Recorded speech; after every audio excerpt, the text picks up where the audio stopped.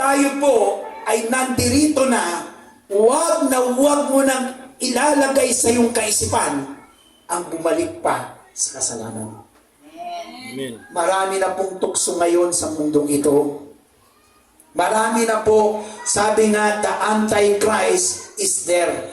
Pero wala pa silang declaration. Pero yung kanilang trabaho, nandyan na po, lalo na pong October 31. Ano po meron sa November 1st na laman?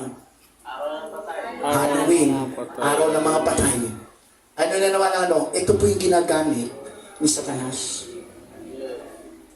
Kaya kung uunawain natin yan, lahat po, walang araw ng patay. Alam niyo kung bakit? Lahat buhay.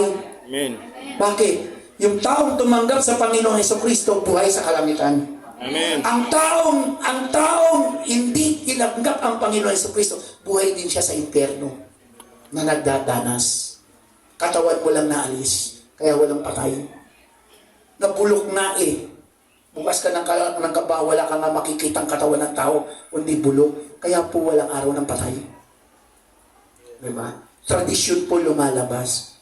Pandaraya ni Satanas. Diba? Mandaraya talaga. At padaya na ng padaya si Satanas ngayon sa buhay natin. Padaya na siya ng padaya sa mga tao, lalo na po tayo, mga anak ng Diyos. Ang kaaway po nandyan na. Sino bang sisilain niya? Yung kakampi niya o yung kaaway niya? Kaya, kasi dati tayo noon kaaway ng Panginoon Diyos. Hindi tayo kaibigan. Pero nung panahon na yon na may nag-share sa'yo, napunta na tayo sa tamang kinalalagyan. Ngayon, galit na si Satanas. Gusto niyang ibalik ulit ang tao